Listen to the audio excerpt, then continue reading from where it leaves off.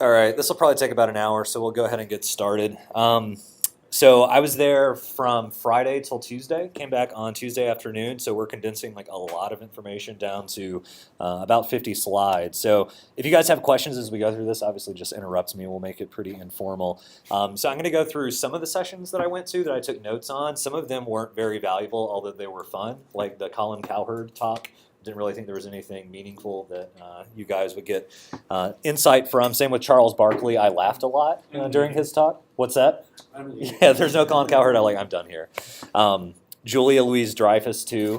What's interesting, I will say, they run these sessions parallel. Music runs the full 2 week, or film runs the full 2 weeks.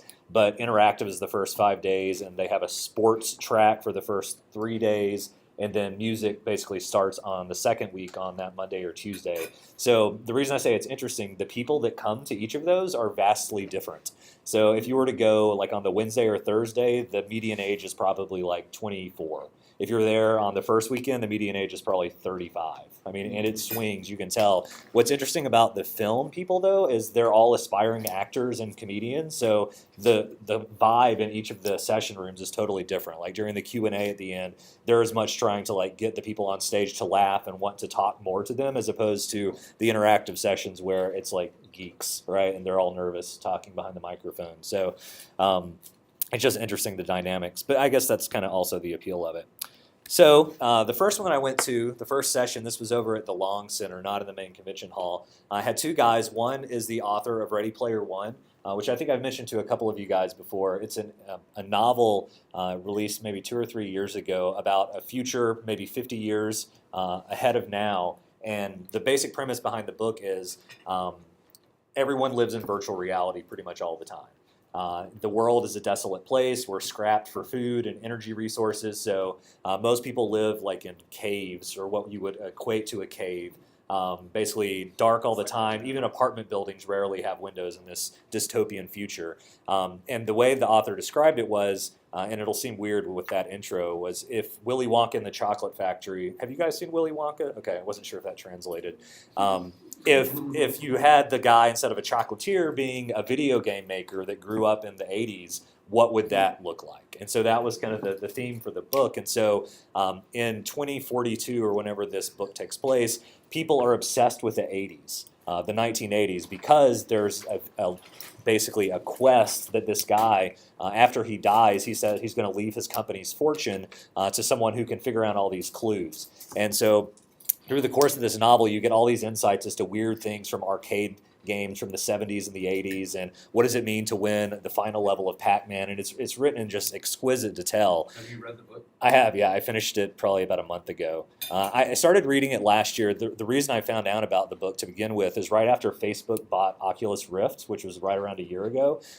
They ended up hiring a couple of folks away from big video game companies.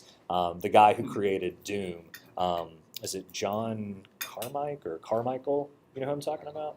Doom the game or Doom the movie? No, Doom? not the Doom. Yeah, the guy who worked on creating Doom. Facebook ended up hiring him as part of their Oculus acquisition, and he wrote a blog post about how virtual reality is going to be the future of how we interact, and that's one of the reasons why Facebook bought them.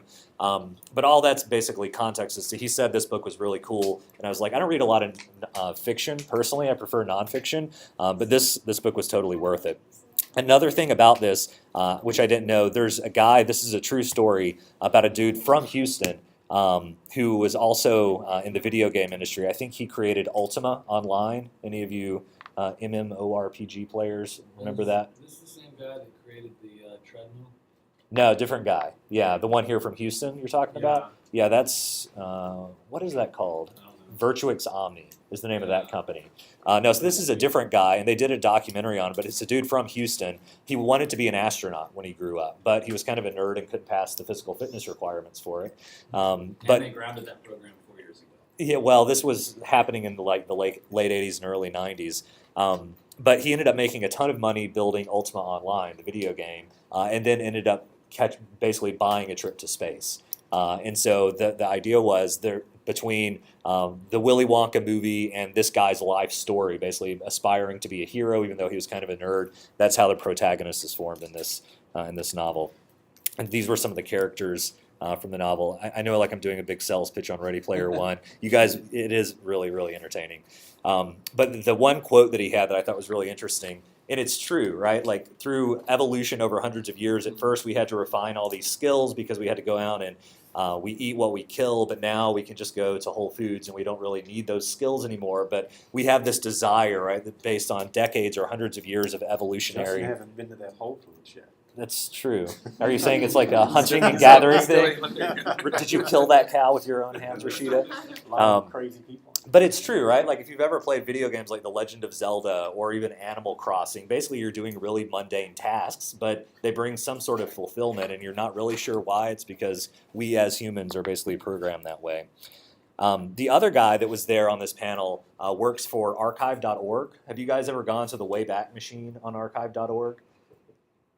No one? Seriously? It's an amazing resource. So later today, go to archive.org, and then right in the middle of the page, they have what looks like a Google search box. But basically, you can type in any URL and see snapshots of that going back like 15 years. And so every time, like you can go back and look at the Google homepage circa 1998 and see how ridiculous it works. You can see that on the Webbies now. That's true. Yeah, that's true. That's cool. So they have a lot of different parallel initiatives at archive.org, the Internet Archive. Basically, they're trying to crawl all these pages on a semi-regular basis, so there are snapshots of them that future generations can go back and look at. But one of the new initiatives is something, you've heard of MAME before, right? If you've played our arcade machine in there, it's the arcade emulator, basically, that allows you to take all these old arcade games but play them in a emulated way. So that's the main project, but they also have the MES project, the multi-emulator super system that basically replicate all these different video game consoles going back to the 70s. So you can boot up an old Atari 2700, or you can boot up the original Intellivision from Mattel, or the NES, or the Super Nintendo.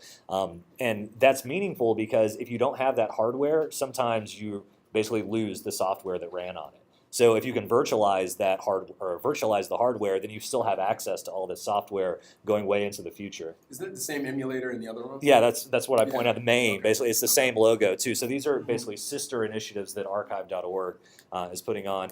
One funny story, I didn't know a lot about archive.org, aside from being a user of it until I saw this talk. But the guy who's their basically person in charge of the MES project, he said that as one of the things they do from an employee retention thing at the company, they bought a church in San Francisco.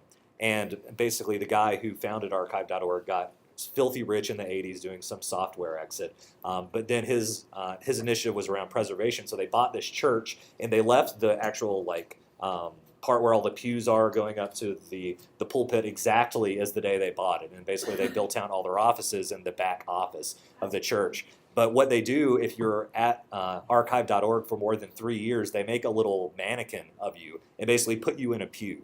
And so that's like your trophy, like that's your badge of honor. So folks, it's super creepy, right? I know, because it's in a church. That is so creepy. But yeah, he didn't have photos of that. Takes a new meaning there. I know, but I thought that was that's kind of cool. So we're going to have mannequins in the break room now once you guys are here for more than 3 months. Kaylin can design them. All right, this next one, there were two folks from Australia. They run a digital agency down there, and they were talking about what it means. Oh, there's Longy. Longy, grab a chair from my office because I think we're out of them in here.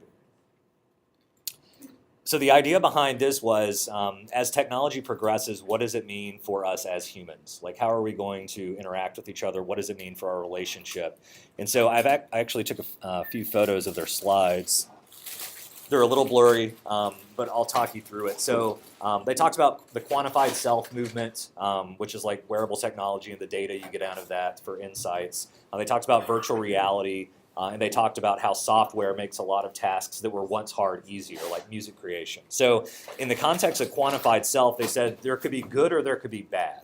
Right, so the more you know about yourself, and the more that maybe your employer knows about yourself, because you're tracking your movement, maybe you're wearing a heart monitor, you could use that to basically be more empathetic with your employees, right, and say, hey, I see your heart rate is elevated today, and so when you lashed down at me earlier, this is what Kelsey was doing to me earlier, had my heart rate elevated.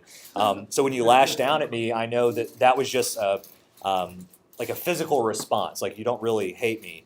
Or you could use that as a weapon against folks. So if you know that they're vulnerable that day, you could say, hey, I've been angling for this promotion, and I know Sally down the way is having a really bad day physically. So let me use that information, that knowledge about her for evil. And so much of this talk was around the ethical implications around it, because the technology will get there, and the technology is already there in a lot of ways, but it's up to us as humanity or as an organization to use it for good or evil. So the next one was particularly interesting, and he demoed this software from an electronic music software company that has traditionally done software for laptops, but now they're doing a lot of stuff around mobile. And the idea is using the software, you can't make bad music. Like everything will always be in key, everything will always be on beat, everything will always be just right. Like you can't mess it up, no matter how you interact with it. It always sounds. Well, that's one way to look at it, right? And so the question that they posed to the audience was, that's awesome, right? Like if you just want to get to the end result quickly and you're really concerned with the output, then maybe using software like this is a good thing. But if it's as much about the journey or as much about the struggle and as much about the practice, right? Because that's how mastery occurs. Are we really doing ourselves a disservice by making everything too easy, too attainable? Because also you play around notes, right?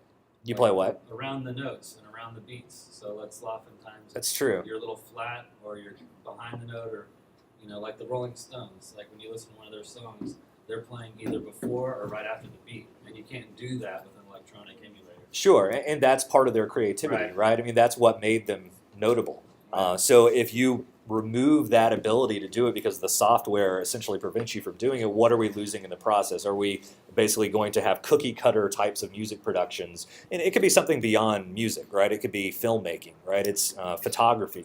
Kelsey gave a talk a few years ago basically on digital photography on mobile and like the really interesting effects it could have very easily, like with Instagram filters or other ways to manipulate it to make it look like a pro photo, but like a 2-year-old could do it, right? So by virtue of losing the struggle, though, to get it to precisely the way you want to look, again, are we devaluing imperfection? So part of because I know a lot about this creativity topic. This is exactly what I've been researching. Is I think people confuse the process of the mechanical pieces of the tools with the actual creative. Right, tool And time so for versus me, the creative part of the photography is composition, framing, subject choice. Like the computer can't do that. Mm-hmm. The computer can help you get to a polished finishing point better, but it can't do, kind of like what Blake was saying, it can't do the actual creative part. Right, but even some of the things that you just mentioned, you could imagine a piece of software that could aid you in framing it just right, right? To where even the things that require a human to do it today, at some point maybe it won't really require the human interaction. So, what does that mean? The next topic they covered was around virtual reality, and they quoted a lot of studies about human relationships with nature and how that can influence meaningfully your overall happiness and well-being. And so if you have an authentic experience, let's say, I thought of you when they were describing this in that photo you took of the elephant charging, right? Like to get into this environment, to take that perfect shot, you kind of had to put yourself at risk, right? Like there's a good chance he could have trampled you and we wouldn't be having this conversation right now, as morbid as that is. Well, we would, but not with a rim. But not with a rim, yeah. The photo, however, would have been fantastic in your lasting legacy.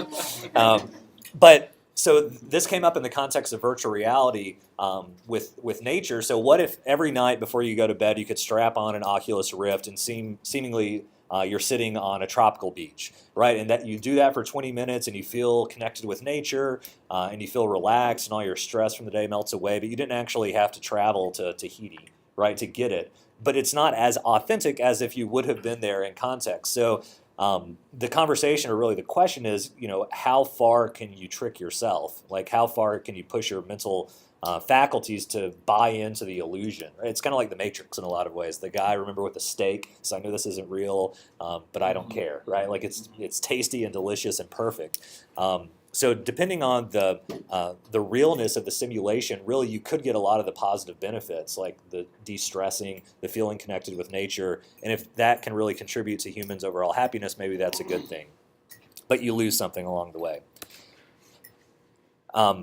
So then there was a whole conversation around ethics and as technologists and software creators, the importance of having an ethics board for a company. And so I thought this image was really cool. Like they're playing checkers going down the highway, right? Because it's a self-driving car and dad doesn't have to worry about keeping his hands on the steering wheel. But the thought experiment the speaker posed was, okay, these folks are now enjoying their day, but let's say out of the right frame over here, someone runs across the street and the self-driving car doesn't have enough time to dodge the person, right? And the person dies. So at that point, who's responsible for the death of the person? Is it the people in the car? But they weren't really doing anything. They just happened to be there in the same way that that other car is there. Is it the software engineer who wrote the algorithm to basically avoid hitting people? Is it the company that manufactured the car? Is it the highway authority, right? Like there are all these questions that we're going to have to wrangle with as we have the ability to basically take our hands off the wheel, both literally and metaphorically, when it comes to going about our day. At some point, the buck stops there, right? Like somebody's ultimately going to be responsible. But today, we really don't have a notion of who that's going to be. And so some of the key takeaways from this. The definitions here, tethered self, we're all tethered now, right? We always have an internet-connected device in our pocket for most of our day, except if we're sleeping or showering. So with that comes amazing capabilities, but it also takes a toll, right? If we're always connected, maybe we lose some of the human elements. And then as we go from this being the standard way we interface with technology to something more immersive like virtual reality, whether it's Oculus or something else, that will provide us those opportunities for connectedness, whether it's simulated or otherwise. And then there becomes maybe a desire or a need to manicure yourself digitally, right? To always put your best foot forward. It's like everybody on Instagram lives a idealized life, right? You don't put stuff there when you're sad, right? You only do it when you're eating a great meal or you're on vacation, or not when you're folding laundry, as an example. So right today, we're already manicuring what is our digital personification in the virtual realm, and we're only probably going to want to increase that. But again, that comes with a cost too, and the psychological impact of that, to where you don't feel comfortable expressing sadness if you're sad, that compartmentalization could be detrimental too. So the second bullet there, if you are allowed to be creative, even if it's with software tools, and you can feel connected with nature, even if it's not real, and you have human connectedness, even if it's virtual, maybe that does equal happiness.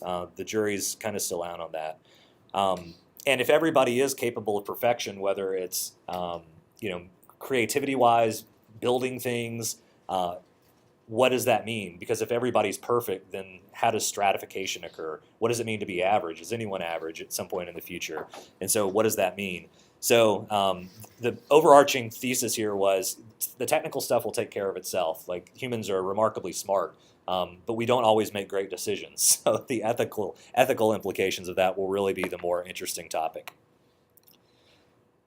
So the next day, do you guys know who Steve Case is?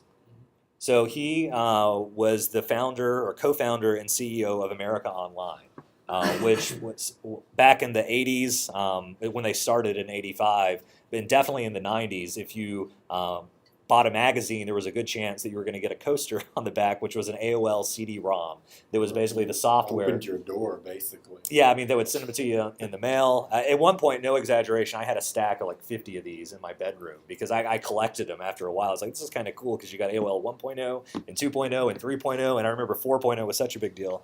So this guy founded AOL before it was even commercially legal to connect to the internet. Back before 1992, only two types of organizations could connect to the internet. It was government agencies like Defense Department, DARPA, and then research institutions, so your colleges, your universities. From a legal perspective, there was really no commercial way to connect to the internet. So services like AOL couldn't technically exist. So the moment that the legislation was passed in 1992, that's when AOL went public. Before that, they had been doing a lot of the legwork. So one thing I found really interesting, though, if you remember Apple in the 80s, they were still very much the underdog, but they had huge ties to education. So odds are, if you were an elementary school student in America back then, there was an Apple II sitting in the back of the classroom. And it was great because you got to play Oregon Trail. And Oregon Trail, in hindsight, wasn't even that great of a video game. It was just awesome because you were playing a video game at school, right? And that was really the most notable thing. And when you got to hunt it, or not when you die of dysentery, though, of course.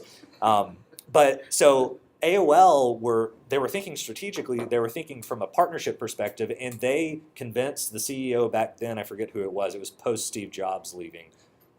Gil Emilio, maybe back then, or yeah, I think it was Emilio. Got him to agree to license the Apple brand to their online service. So it was called Apple Link. It never saw the light of day commercially because at the last minute they got cold feet and said, we don't want the Apple brand to be solely in the hands of a third party like this online startup, AOL, whatever the hell that is. So literally about 3 weeks prior to them supposed to launch, they had Apple Link yanked away from them. And it wasn't even called AOL initially. It had some other name. So they had to rebrand it. They had a competition internally at whatever the company's name was, but they came out with America Online within 3 weeks, and that's what it launched as. I can't imagine today that Apple ever really kind of putting their stamp of approval on any third-party thing. They're so vertically integrated that it seems like an anomaly in their history. So one thing Steve Case talked about was there are really, in his mind, 3 waves of the internet, and we're just now entering the third. So the first was a lot about infrastructure. It was about building the logical plumbing to get people online. And back then, the big players were the networking companies like Cisco. You had Netscape, who bought or created the first browser, and then you had people like AOL and Prodigy and CompuServe, the original ISPs or internet service providers. And we didn't know which way it was going to go then. And I remember being, a high school student back then, building my own web pages and just tinkering. And it was interesting, but you didn't know kind of what would be the commercial applications of this. When you thought about being a software entrepreneur back then, you thought about, Bill Gates and Apple. It was definitely more at the OS level, less at the application level. And then once you entered into the second wave, the past 15 years basically, it was all about building on top of the internet. So the Googles, the Facebooks, the Twitters, they didn't care about the plumbing at this point. They really just cared about what you could do on top of it.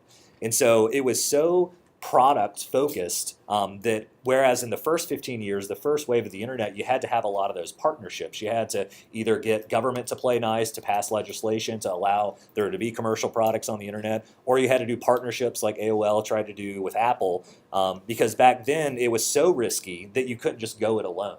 But the past 15 years, you have people that just start companies in their dorm room like Facebook, right? And they really didn't have to partner with anybody. They didn't have to play nice with regulators necessarily. You could still be successful as a company just going it alone. Steve Case proposes that the next 15 years, that probably won't be the reality anymore for a variety of reasons. So, we just had the net neutrality legislation pass, which is a good thing in most people's minds, especially technologists. But that implies that it's going to be more heavily regulated, right? So you're going to have to interact with the government a lot more as a software company to ensure that you're playing by the rules. Where it was deregulated before, it's going to be more regulated, but the idea is that regulation is hopefully a good thing in that it prevents the incumbents now, which there are many in the technology sector, like Comcast or whoever, right, that could really have a monopoly. It's going to prevent them from having a monopoly. So in the past 15 years, we've seen industries like media, music, movies, whatever, be disrupted, and the startups have been wildly successful doing that.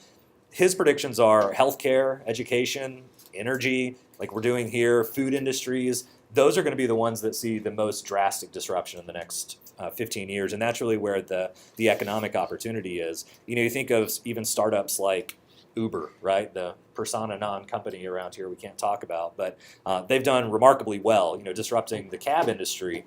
And whether they're playing by the rules or not is, the jury's still out on that. A lot of folks would say they're not in any sense of the word, but they've unquestionably disrupted that industry, right? And sometimes disruption for the sake of disruption can get you very, very rich. So the 4 trends for the next 15 years that Case pointed out was, one, it's a lot easier to get capital today than it was 15 years ago, or definitely 30 years ago. You've got avenues like Indiegogo and Kickstarter. You have much more VC activity today than you did 15 years ago. He mentioned, so AOL was based out of Virginia and the DC area, and he said whenever they were trying to get funding from VCs back in the early 90s, there was nobody there. There were no VC firms in DC, which seems mind-blowing to me today because we're so used to hearing of New York having a good VC presence, obviously Silicon Valley with Sand Hill Road. But there are definitely more regional opportunities to get funding today, or just to crowdsource it, right, with a Kickstarter idea or an Indiegogo. So once you have capital, you can take a lot more risk, right? If you always have to bootstrap it, then you're necessarily hamstrung by how much money you can make any given time, because that's what's funding it. So I've already mentioned strategic partnerships, the idea that you'll be less likely to go alone for a variety of reasons that will likely be true. And then the third bullet point there, you've heard of companies like Warby Parker or Tom's. Basically, they're B Corps in that they are also done for benefit, basically social good. So it's not purely about profit, which if you've gone to business school, that will, Arun, you're probably thinking of your professors rolling over in their graves, right? Talking about the responsibility of an executive within a company is to maximize shareholder profit. Like I heard that from day one of business school until the last day. And so this is a slight divergence from that, to where people are being asked to be more socially responsible, environmentally responsible, in doing things beyond just maximizing profit. So millennials are definitely drawn to this, as kind of a broad stroke demographic. They care less about just having as much money as possible. They also want to feel good about what they're doing, right? They want to feel like they're doing good for the world. There's a great line from Tim Cook, and I should have included it here. Some of you folks may have read this in some of the Apple blogs. About 6 months ago, he was having a call with his shareholders, and someone was really pressing him on why they were investing so much on solar energy. And Tim Cook's a Southern gentleman. He rarely gets rattled. But at some point in this investor call, he got visibly agitated and said, whatever the dude's name was, Tom, if you're only in Apple stock because you want to maximize profits, get the hell out. We have a greater responsibility to the world, to the country, to do what's right. And so for me, that is like the quintessential thinking behind being a leader, right? Like you have to go just beyond pure profits. You have to do what's right. And it's great if you can get the organization to move in lockstep with you to that end. So I think we're going to see more of that beyond just the Apples or the Warby Parkers of the world within the next 15 years. All right. So the next day, got to see Biz Stone. Does anybody know who Biz Stone is? He partnered with Ev Williams on a small technology startup that launched at South by Southwest about 8 years ago. You're all terrible. Twitter. He was one of Twitter's co-founders. And so he's gone on to do a couple of other things. He was involved for a while with Medium, that microblogging platform. He worked with Ev Williams, the other Twitter co-founder, at Blogger back in the day before they were bought by Google. So this would have been circa 2004. But he is a creative by heart. He was basically their first designer at each of those startups. And so he talked more emotive, I would say. I'd seen him talk once before at South by Southwest, and the only reason why I went back to see him this time was because there was a session on APIs that was booked. They wouldn't let any more people in the room. So I was like, I'll go see Biz Stone talk again. So he, when I saw him before, was working on an app called Jelly. Does anybody ever play with Jelly? It was basically a crowdsourced question and answer app, kind of like Quora, to where the idea was that it could connect all your social networks together. And kind of like the 6 degrees of Kevin Bacon, the premise is everybody's connected to everyone else in the world, but within 6 steps. Well, the premise behind Jelly was if I ask a question, that somebody within 6 hops is going to be able to answer that question. And if someone answers that question, maybe they get props for it, right? They get points for doing it. So it was kind of a gamified Q&A platform. Long story short, it fell flat. So they pivoted, and they're doing this kind of Instagram/Snapchatty/meme app called Super Me now, which you can download from the App Store. I played around with it a little bit. I don't get it, but I may be not the target demographic. I think it may skew a little younger. But some interesting things that he said was, the thinking behind Super Me is that it's supposed to be fun and it's supposed to be lighthearted because people can identify with that more. And then if they feel that, with emphasis on the word feeling, if they feel like they're more connected with people, they're going to be more committed to the product, and then maybe it'll go on to be something successful. And so his key takeaway from this talk was, if you're building a product, it's likely going to be 100 times better if you're emotionally invested in it. It's not just something that you're building, right? It's something that you use, that you enjoy using, that you like to tell people about, beyond just being a 9 to 5. Because those, if you're not passionate about it, eventually you're going to lose interest and go on to the next thing. But he had a great quote, and he's talking about Twitter here. So I'll let you read it.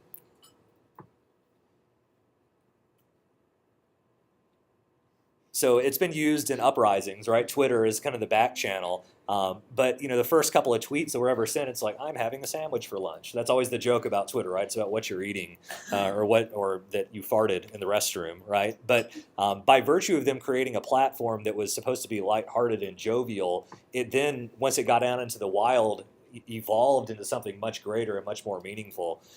So, as people that are creating software, you're not always going to know the way in which the users are going to take your product, but you need to be open to allowing them to make those decisions. Now, this was one of the highest or most highly touted talks. Jack Welch, former CEO of General Electric, wildly believed to be one of the greatest CEOs of all time.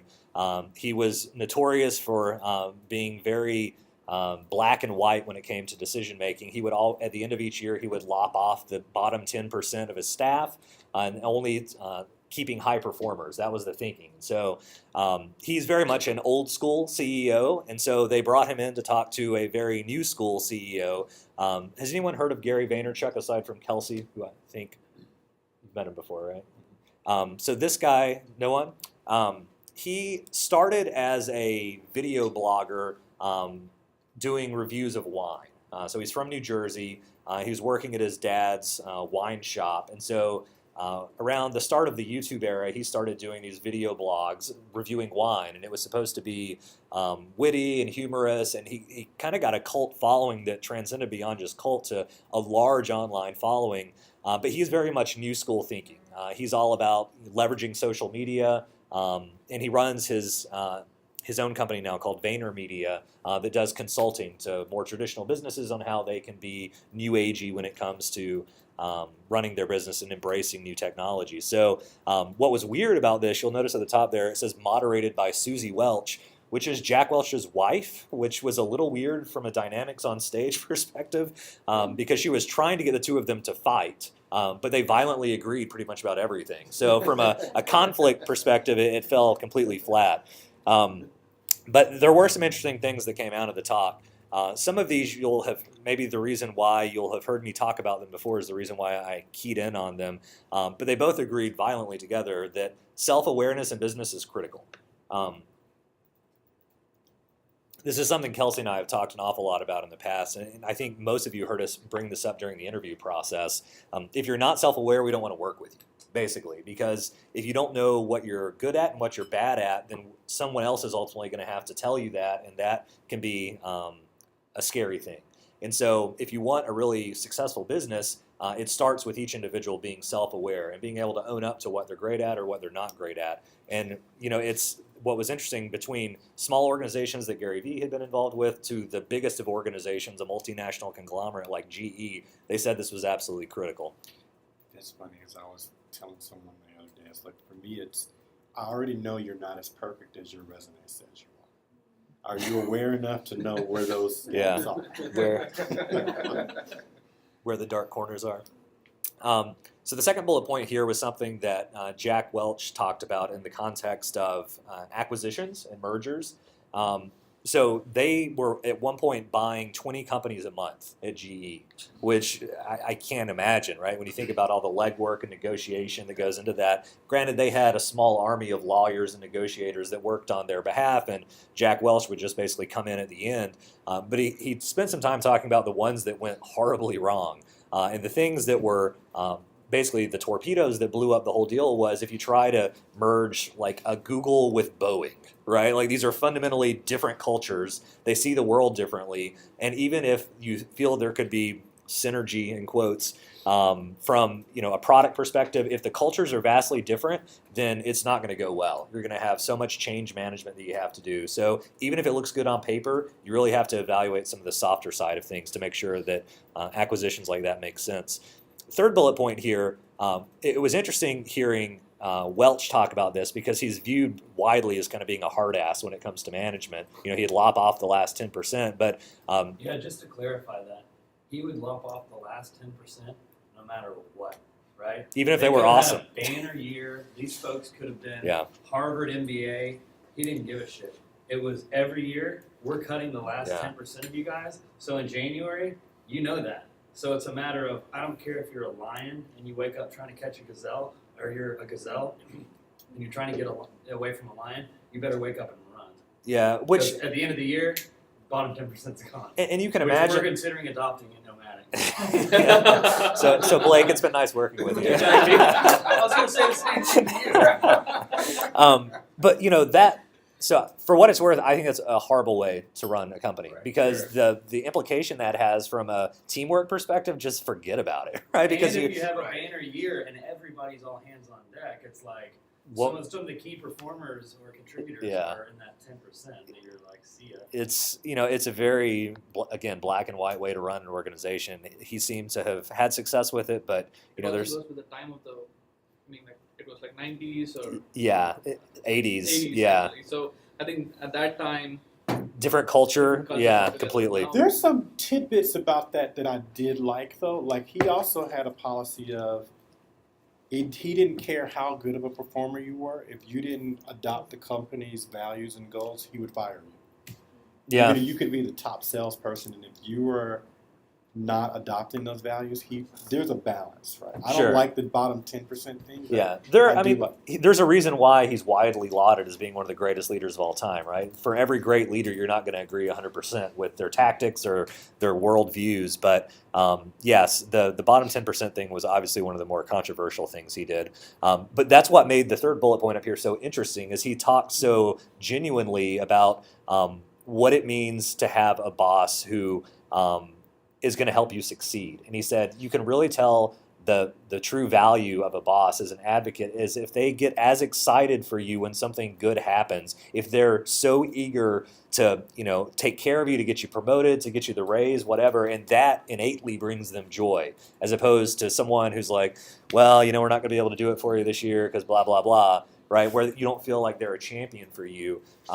That's one thing, again, knowing Jack Welch's history, that he did very well. He brought so many people up through the ranks. He has more former employees that are current active CEOs within the Fortune 500 than anybody else in history. So they were doing something right at GE in terms of grooming leaders that could, run multinational corporations. But I could tell he wasn't lying about this, right? You can obviously see through someone when it's just lip service. So I think that's true, right? You should hope to work for someone who's going to look out for you and try to see you grow.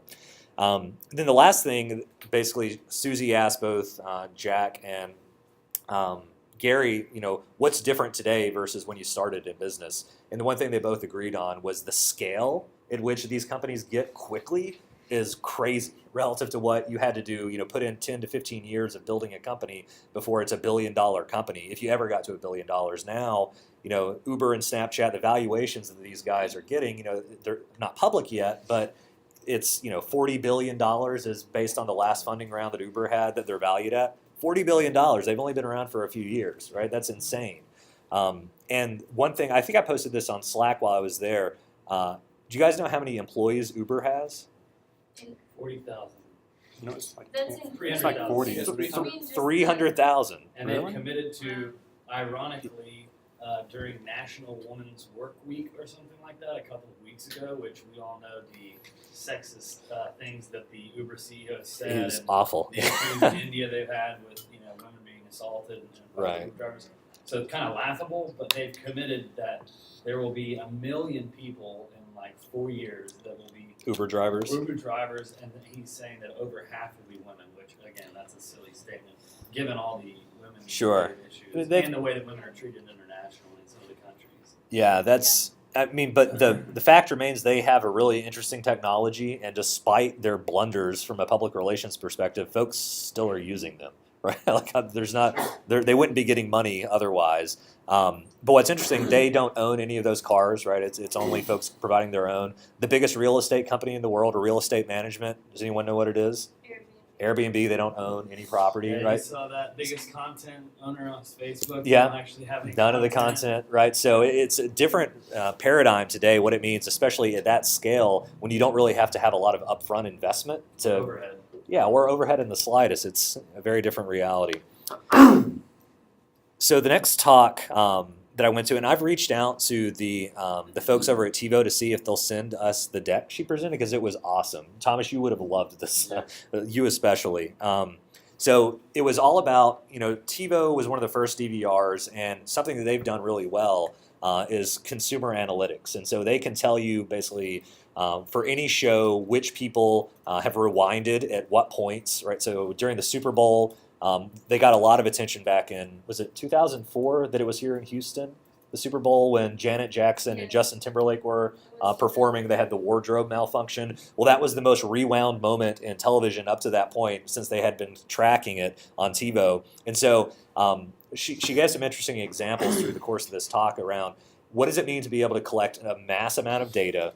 What does it mean from a privacy perspective? And then what can you do in a non-creepy way that will bring value back to your customers? So she kind of brought up this trifecta where it's always this balance between your consumers' needs, your business needs, and the technical capabilities, which is widely applicable regardless of the industry you're in. Obviously, you need to keep these in check and make sure that you're not violating the trust of any of these or over-promising from a technical perspective. And since she comes from a design background, she paid a lot of lip service to the fact that if you want buy-in internally when you're making design decisions, the earlier you get your stakeholders involved in that, the more likely you are to get to a positive outcome.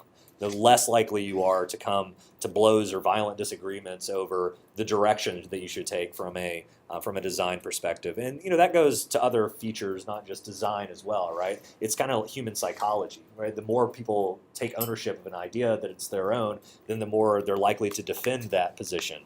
And so the one thing that I thought was interesting in the context of Nomadic, she had a lot of data on customization versus personalization. And at first blush, I think most people would say they're synonyms, but it's very different in the way, at least TiVo views this internally, where customization is something that's kind of user configurable, to where I can go into the settings of an application and I can make some selections over maybe what's visible to me, what's not, the functionality of certain buttons. But personalization is really just driven not by the user making conscious decisions, it's just what they've done within the software. And so over time, we gain insights about their behavior, and maybe we automatically add things or remove things or recommend things or devalue things based on that historical activity.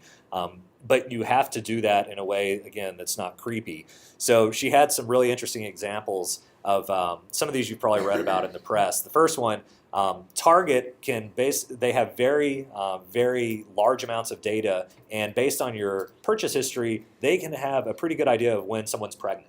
Whether they're buying prenatal vitamins or the types of clothes they're buying. And so they started proactively sending coupons to people that were likely to be pregnant, and one of those happened to be like a 16-year-old teenager, and her father opens the mail and be like, what the heck, Target, why are you sending this to my teenage daughter? And then he was surprised to find out that his daughter was pregnant, because she actually was, and Target actually did know this pretty well. So they caught... Target impregnated her. Yes, Target impregnated the CEO person. Responsibility.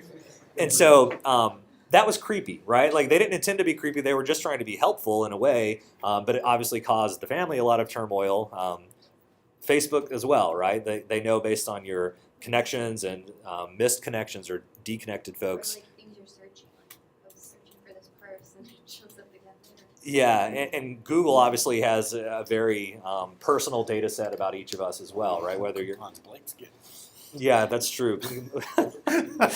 Blake probably has the scariest search history of anyone I've known, so I can only imagine what's recommended for him within the search results. Lots of Bill Cosby fan club coupons and and barbecue brisket. That's basically it. Yeah. Those are the two things. You don't want to see.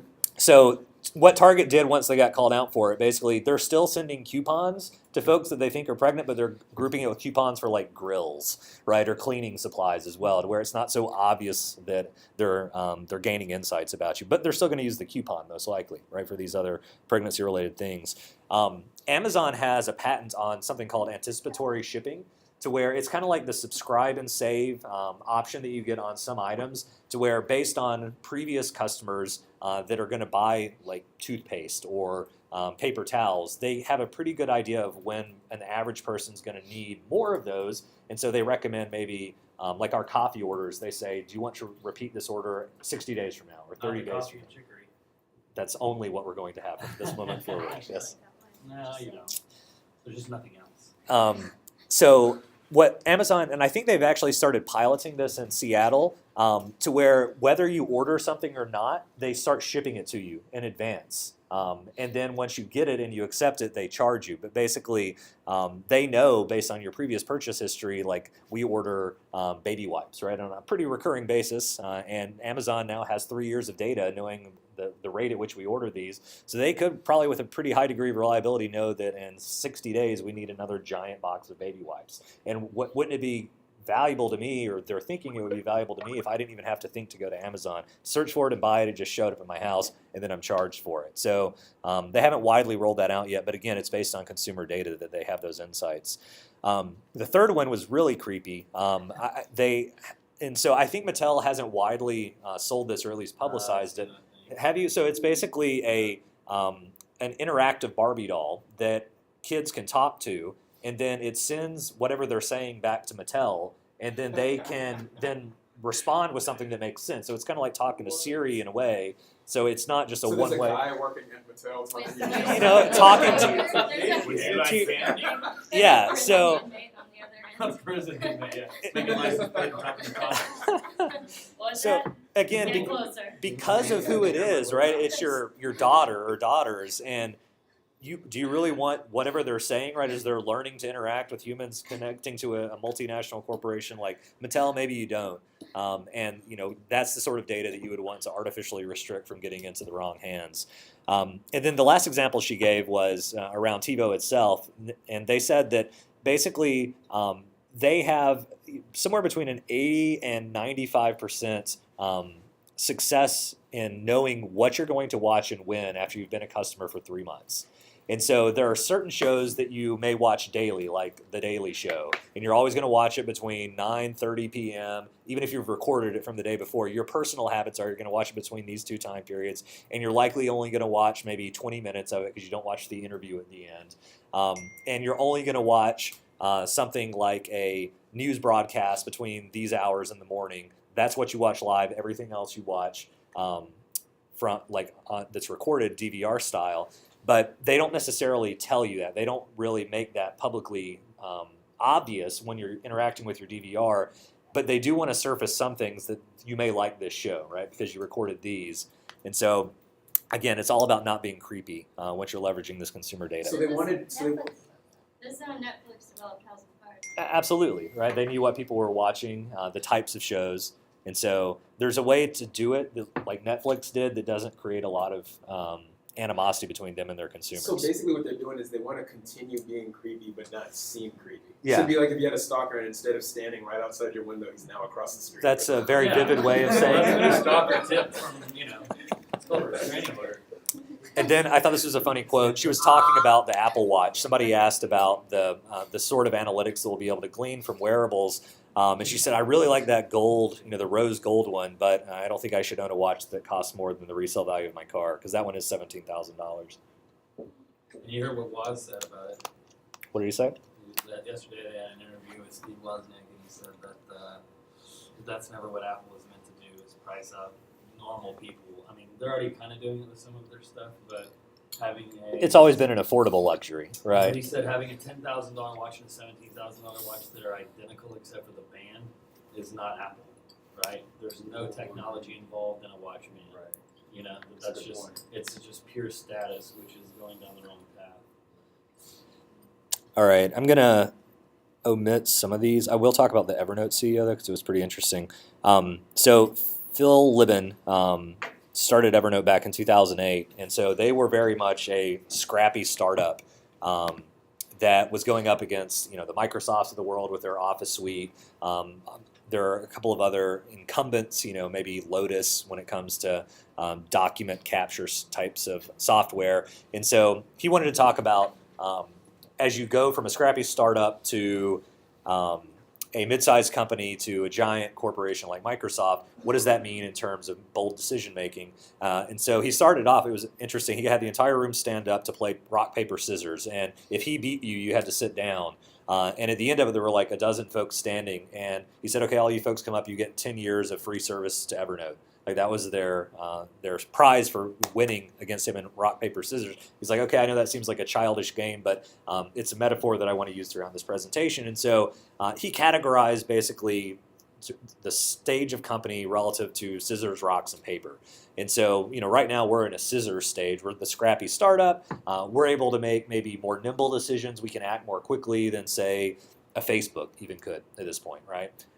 And there are advantages and disadvantages to going through that. And so the first example he gave was when they were choosing a logo back in 2008, they consulted with an outside design firm. They came back with 3 comps. And so these are the 3 that you see here. If you're familiar with Evernote, they ended up going with a version of the one in the middle. But they got a group of folks around the table like this and talked through the pros and cons of each. And so the first one, they're like, yeah, it's infinity. We're supposed to remember things forever. That was kind of their tagline. It's going to be your second brain or your outsourced brain. That's kind of cool. But it could be viewed as too generic, and infinity is a very common symbol. And so very quickly, the conversation turns to the negatives around like, well, we can't do this because. This isn't memorable because. It's too generic because. And then they talked about the one on the right, the globe. They're like, yeah, it's interesting, right? It's not offensive necessarily. I guess it could be cool. I'm not really sure how it correlates with Evernote, but it is an interesting symbol. And then the one that got the most violent positive and negative reaction was the one in the middle. And they're like, oh, it's an elephant. Well, will people think that we're affiliated with the Republican Party, or will it be offensive in India? And basically, around the table that people verbalized, hardly anyone said anything but negative things. And that's the one they ended up going with because the CEO, Phil Libben, said, well, what if we're not worried about the downside? What if we were only focused on the upside? Of those 3, is that the most memorable? Yeah, it's the most memorable. Does it evoke kind of positive emotions? Yeah, it's a cuddly elephant, right? There are so much good things going with it. What did you say? I thought it was a whale. A whale? You're just odd. But we've known this for some time. So the other way. So they took some insights from that, or they learned some stuff from it, and I think this is widely appropriate in that I'm the same way. I think most rational, analytical people, if you're going to make a big decision, you kind of do, whether it's literally on paper or you're going through this in your mind. What's the upside? What's the downside? Let me weigh these things. And if you're making minor decisions, maybe that's the appropriate way to do it. But if you're making really bold strategic decisions that may shape the future of your company, maybe you should spend a little more time thinking about the possible upside. Like, what if we don't suck, right? Like, what if we don't screw this up? If everything goes right, this option versus this option, which is better? And so that really kind of reframes the decision-making process, and hopefully you don't screw it up, right? Hopefully you do it right, and you can get the benefit of making the bolder decision.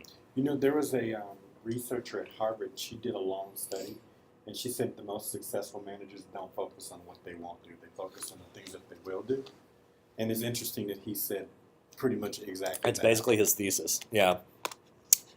So using that rock, paper, scissors metaphor, he said the stuff that you hear the most about in the media when people are getting excited about a new industry, whether it's transportation with Lyft and Uber and the other players there, that's the time that you probably don't want to launch a new venture into it. Like, once it's already shown up on the media's radar and there are some rocks in there, mid-sized companies, your chances of success are way, way lower. So if you're looking at an industry or you're looking at a product to build, it's better if you see a lot of paper up there in the sky, right? You don't see as many, it doesn't matter how many small players you see, right? As long as there's nothing but scissors, that's good, right? Because any of you really have the opportunity to break out into the rock stage. But if there's some rocks there, the rocks have the benefit of being more mature. They're still somewhat nimble, but they have force at that point. They could conceivably crush you or acquire you or do whatever. Paper, you don't really want to think about at all in the near term, even if you're a scissor or a rock, because they move so slow, and yes, they may be an exit for you eventually, or they may try to squash you with their coffers of cash, but you really have to focus on being impressive at first, on just getting attention. That's why you can do really kind of ridiculous things. And he gave the example of 2010, I guess, when the initial iPad came out. They made sure that they were one of the initial apps to get launched on the iPad because they knew that they would get a lot of press from Apple. They'd be used in the marketing materials, and so they whipped it together pretty quick for the initial iPad. And then remember in 2011 when the iPad 2 came out, it was the first with the smart cover on it. So as you peeled it up, it came on. And so they built a throwaway type app. It was like a flashcard app to where if you lifted it up once, you would see a question. And if you lifted it up again, you would see the answer, mimicking an index card. And they got featured on the App Store for that. And for them, it wasn't about the app. They ended up throwing the app away. But because they could make a splash, because they could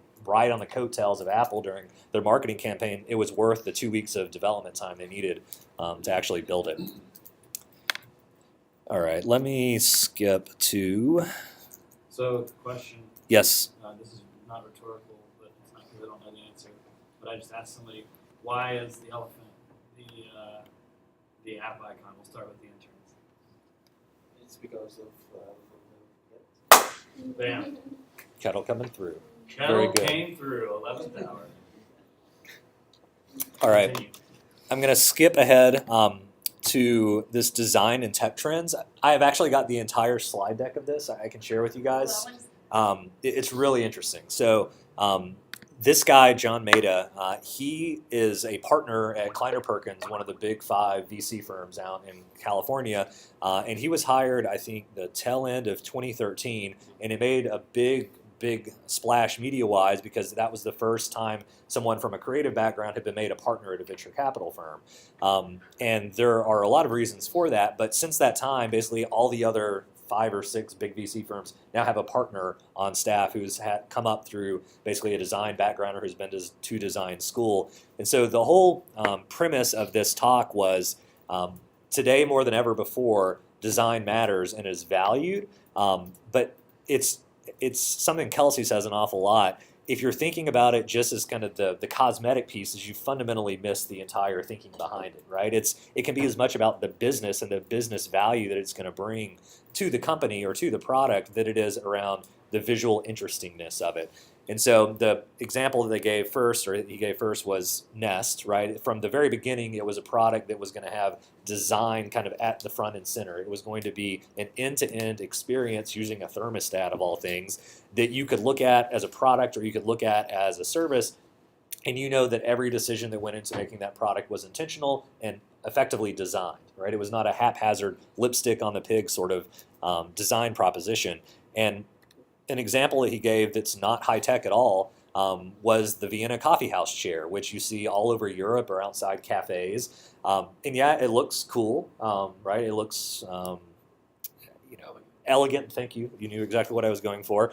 But it was very specific in design because they thought about shipping lots of these and what was the most effective way that they could fit these in shipping containers to get around the world. And so you could fit 36 of these into a 1 meter cubic shipping container. And so that was part of the design process. They thought about this end to end from the beginning in terms of it's not just a decision to look elegant, right? There's some business value in doing it this way that whether they highlight that or not in the marketing of the product, that's a completely separate question or topic. But it was intentional in the choices that they make to design it that way.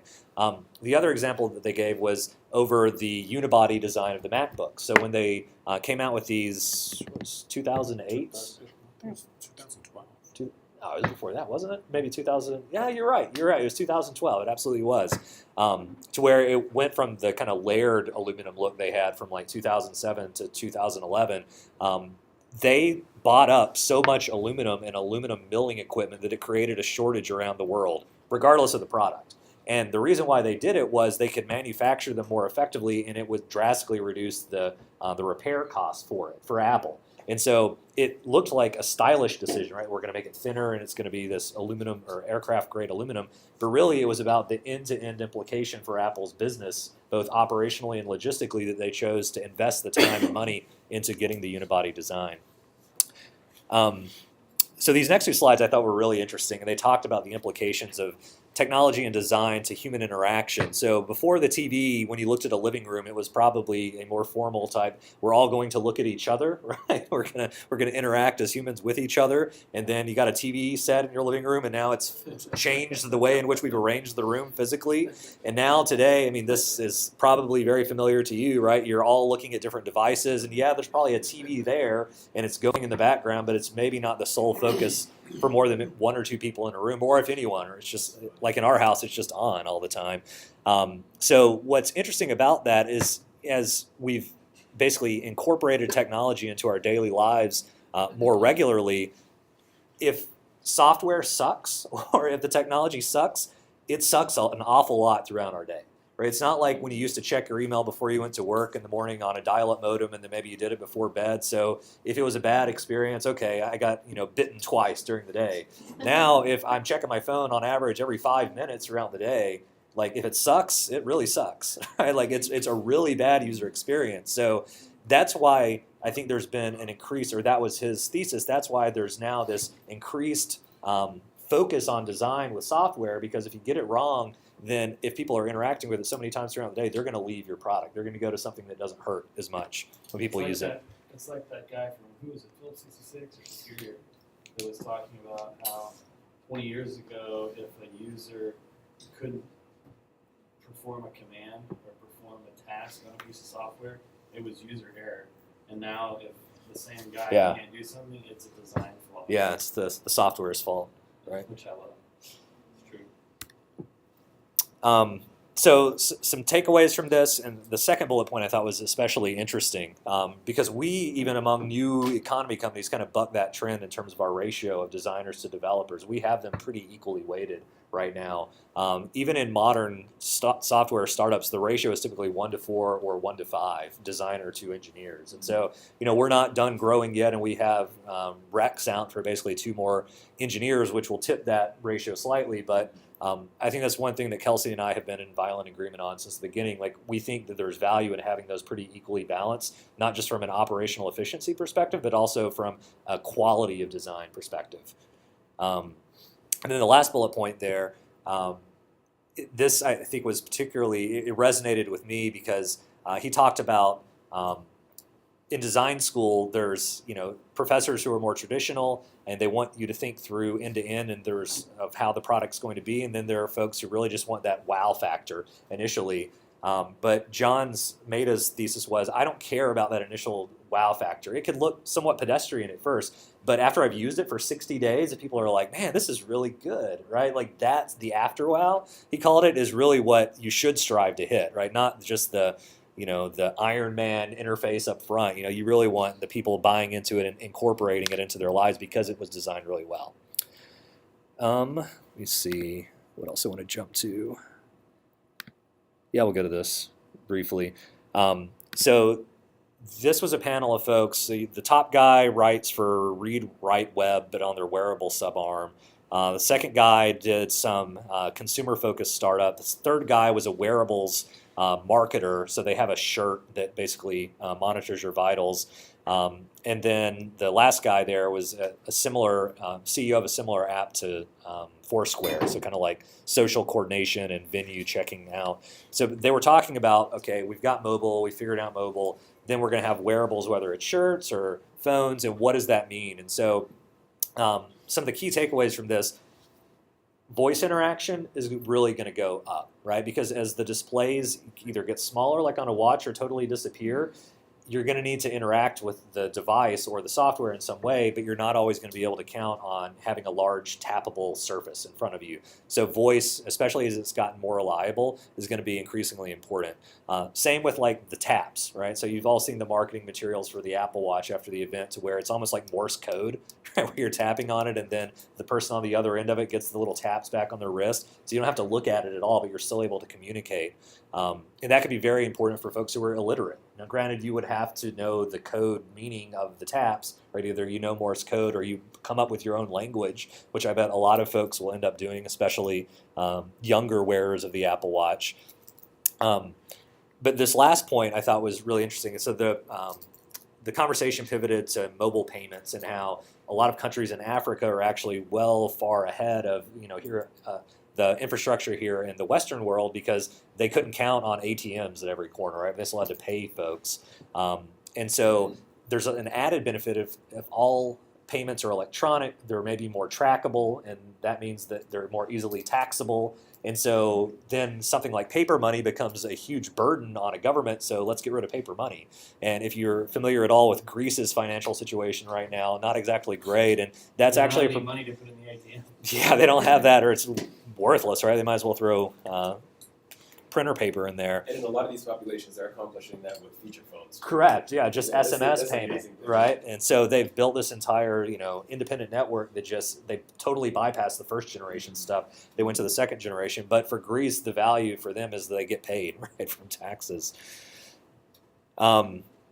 The first point here was an opinion they offered. I don't know if I necessarily agree with it, in that if you design first for the smallest possible screen and then scale up from there, maybe that's valuable. And I can see you're as skeptical as maybe I was. I can see pros and cons for each, right? To where, yeah, if you put those restrictions on you initially, that really makes you focus, right? And you focus down to the essence, right? It makes you cut out features, which maybe is a good thing. But the panel seemed to agree on that, which I thought was kind of weird.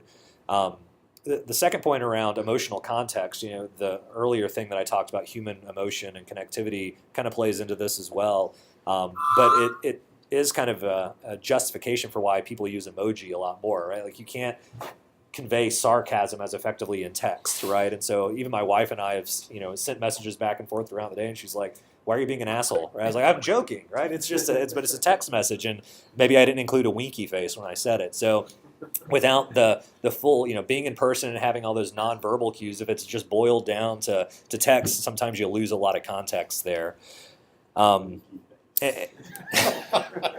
Winky face, what do you call all it? those winky faces for Kelsey. Yeah, that's true. Now, the last thing they mentioned, and they just mentioned it in passing, I posted this on Slack the other day. Did anyone watch it, or did everyone watch it? I'll play it if not.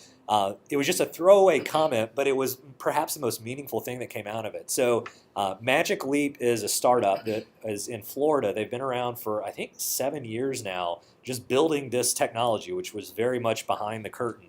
And they got a $500 million investment from Google about a year ago. $500 million, $571 million. And their technology is augmented reality through retinal projection. And so it's a headset that you wear that look like normal glasses, but it shoots lasers into your eyes basically to simulate things in your environment that aren't really there. And so this is the demo video. This was not the only panel where Magic Leap came up during this, and I can see why everyone was so excited about it. So this is what it would look like to you. And granted, it's probably some concept video stuff here. It's maybe not fully the actual product they're working on, but if it's anywhere as close to this, then this is going to be amazing.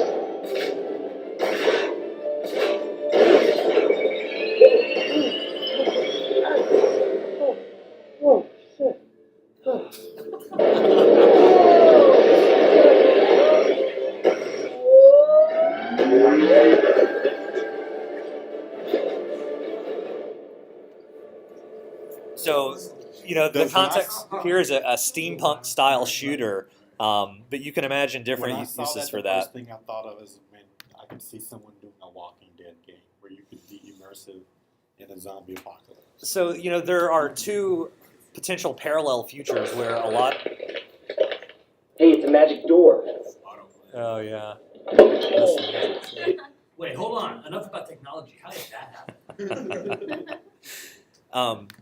So, like I said, you can imagine two parallel tracks for the future. One that's more AR focused around augmented reality, and then one that's more VR focused around virtual reality. And there are pros and cons to each, right? You don't get the immersive nature in this, that you would get where you strap on a headset and you're on a beach, right? Like you're not going to simulate a beach accurately if you're in the office. With an augmented reality sort of headset, you could have a wave crash on you, I guess, but it's going to be a different thing. But that is very interesting because if you don't want to look like a dork with a headset strapped on around your house, which some people will have an aversion to, right? But you wear glasses like this, whether they're dorky or not is not up for debate right now, because I saw you thinking that.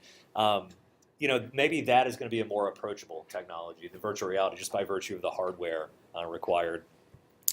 Okay, we're only going to do maybe another 10 minutes of this, and then I'll post the slides so you guys can read the rest. How about we do the moonshot stuff from Astro Teller? So this guy, Astro Teller, he is the director of Google X, which is their kind of like moonshot project team. They're the ones who worked on Glass. They're the ones that are working on the driving car.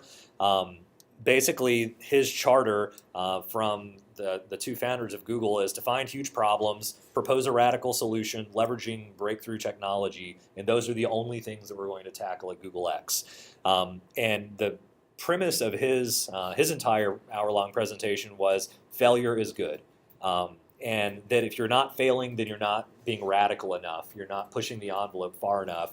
And that the sooner you fail, the better, right? Because then you can learn from it and iterate more quickly.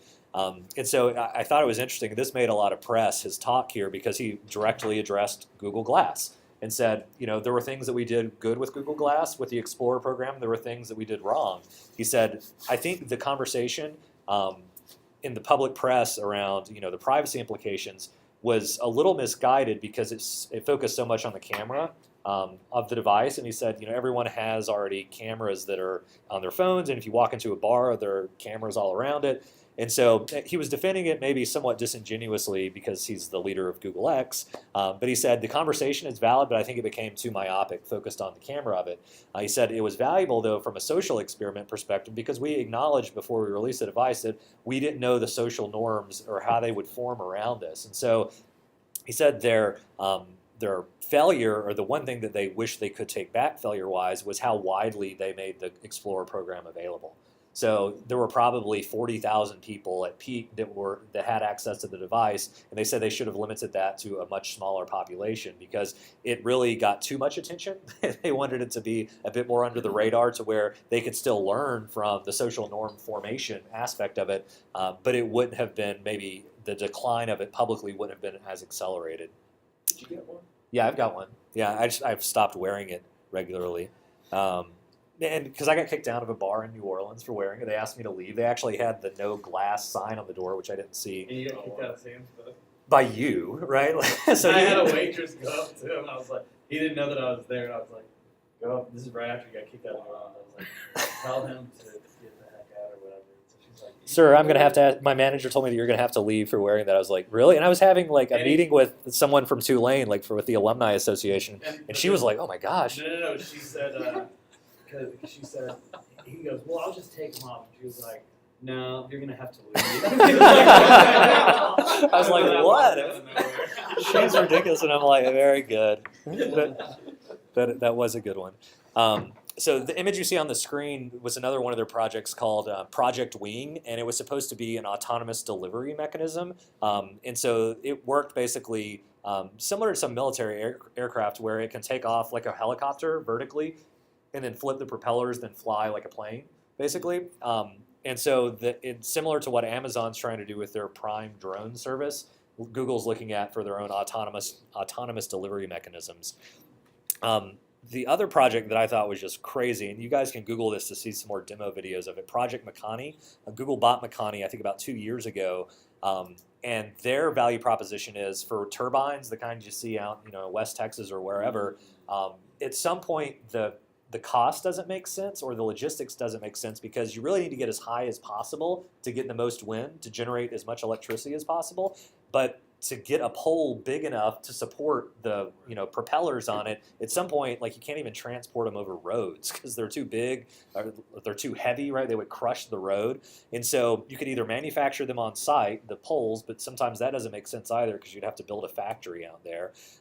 So their approach would be to make these airborne wind turbines that are tethered to something on the ground that could then transmit electricity back down the line. But they're basically like a series, and it's 84 feet across, these little series of propellers that operate independently. They can get a lot higher than a standard wind turbine. And they're doing an initial test. They've been doing tests on a smaller scale, but they're doing the full scale version in about 30 days in Northern California. So pretty interesting stuff there, because they said it can generate a ton of electricity. The second thing was on the self-driving cars. You guys have seen it, right? It looks like a little buggy, right? But it doesn't have a steering wheel anymore. And once they announced that the self-driving car had kind of gone back to the drawing board, it was because they started piloting it within Google with the Lexus SUVs. They would drive themselves. They had some select Google employees, and they said, okay, this is the terms that you get to have the autonomous car drive you to and from work. You got to pay attention, right? Because you're going to be the backup mechanism. So no like reading or whatever. And you always have to be aware. I forget what the second thing was. They said they put cameras in there to monitor the humans too. And after like 1 or 2 trips, they trusted it so implicitly, they just started goofing off, like playing on their phone, or which is ultimately what people want to do anyway if they have a self-driving car. But they're like, we realize humans can't be a reliable backup system. So we have to completely take out the notion of human interaction beyond just getting in the car. So even though they could have done this on a much broader scale 3 years ago, they said, nope, we're not going to do it because we can't trust humans, which I thought was kind of emblematic of Google as a whole. Don't trust humans. Okay, so key takeaways. Like Kaylin said, Meerkat is everywhere, or at least in her life right away. Seriously, I think every single session had either a throwaway line of, yeah, I should be meerkatting this right now, or somebody's meerkatting me in the front row. Everybody was talking about it in a way that probably people haven't seen since Foursquare in 2010. I paid some lip service today around ethics and the ethical implications, and you can kind of think through the ethical implications to all of these things that we've talked about today. What does it mean to do the right thing? Several folks throughout the 5 days talked about, the tools change, but our human desires don't. We either want to connect with people, or we want to get our job done more effectively so we can do the things that make us happy, or we want to avoid pain, right? So regardless of the tools or the technologies, that's ultimately where we want to end up. And government was a big presence throughout there. Not that there were like people in black helicopters above the convention center, but everybody was talking about how, in the future, it's going to be really important to, yes, you're going to have to deal with the bureaucracy, but that in and of itself isn't a bad thing when it comes to the government. So I'll just show a couple of photos, and then we'll end here at 1:30. So this is for Blake there, Colin Cowherd, Stephen A. Smith down here at the bottom. This was over in the Four Seasons, and they had some ESPN executive, and then Bonnie Bernstein was moderating it. I've got a demo of Apple CarPlay embedded in this presentation that I'll throw up on Dropbox. It's about 5 minutes. I think I've shown it to a couple of you. But if you're interested in what that means inside your car, because this is an aftermarket type of head unit, if you're interested in CarPlay, it's something that's now on sale. This is my Game of Thrones avatar, which I think is awesome.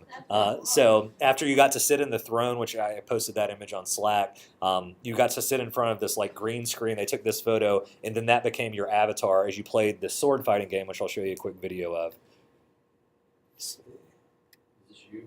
No, this is while I was waiting in line for it. So it was a Connect-based deal. You had a wooden sword, and you had to slice through these orbs, kind of like Arya does the sword fighting training. See. Yeah, so there I am on the Iron Throne. Ernest Cline is the author of Ready Player One, so he was doing a book signing afterwards. I had a Kindle version of the book, but I was like, I'll pop for a physical version just to get him to sign it. And the first thing he has asked me is like, Star Wars or Star Trek? I'm like, Star Wars. He's like, good, me too. And then he signed it, May the Force be with you, Ernest Cline. You said Star Trek. He'd have been like, get out of here. Who are you? They have a food truck lot, which is actually pretty interesting, right behind the convention center, called South Bites. Not your standard trailer park fare in terms of cuisine. It was all like Ethiopian tacos and really interesting fusion type trucks. They did have a barbecue truck, but it was all sold out. So one of the coolest things they were doing, brands try to just piggyback on South by Southwest, and Mophie, for those of you who aren't familiar, make battery packs for your mobile devices, and they did a partnership with the Texas St. Bernard Research or Rescue Foundation to bring people batteries like you're getting, hot cider delivered to you after an avalanche. So they had all these. Texas has that? Yeah, I didn't think there was a broad enough population. There's a rescue group for everything. Yeah, I'm sure. There's probably a puggle rescue group too for people who get bored of them. But these Saint Bernards were literally like walking around downtown. So you'd see them and they would open up that little thing around their neck and you'd have a Mophie inside of it. So you basically tweeted at Mophie with a screenshot of your battery below 10% and they would dispatch one of these dogs to you. They also had like a lot set up to where you could go play with the Saint Bernards, which you see there. And I'll show you a video of them here in just a second. But the bottom right corner, on the Saturday of South by Southwest, it was March 14th, which is 3/14, which is Pi, 3.14. And at 9:26 a.m. that day, they were doing a Super Pi Day event with the people from Wolfram Alpha. Stephen Wolfram's organization. He's a British computer scientist, but this only happens once a century. So it's like Pi Day of the century. So there were probably 200 people out at this park waiting for the countdown, and they had a giant video board with probably 1,000 digits of pi behind it because you can calculate it out. It's like 1,000,000 digits or beyond. So they had this Wolfram wolf as the mascot there. All right, here's the pups. They are adorable.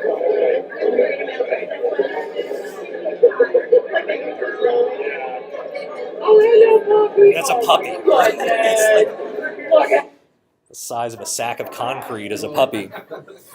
All right, so that's pretty much it. Like I said, there are a few slides that I've omitted that I'll throw up on Dropbox, and I'll also post a link to that design trends deck. It's probably about 60 slides long, but some really interesting insights there. If there are any of the talks that you guys found particularly interesting, I did get some of them recorded, the audio recordings. I think I've told some of you my difficulties with the wrist-based voice recorder. So the first 3 days, I didn't get any of it. I just have like recordings of me going to dry my hands in the bathroom because I turned it off when I was turning it on, or vice versa. It was a disaster. But the second half of the events or the week, I do have audio recordings of them. So like Astro Tellers, I have recorded. And I do have a couple of articles that were written after the fact about some of the talks by like The Verge and Engadget and TechCrunch, if you guys want to have more details on it. But otherwise, that is South by Southwest. Very good. That pretty much the best magic show trick ever. It was really doing it for you, wasn't it?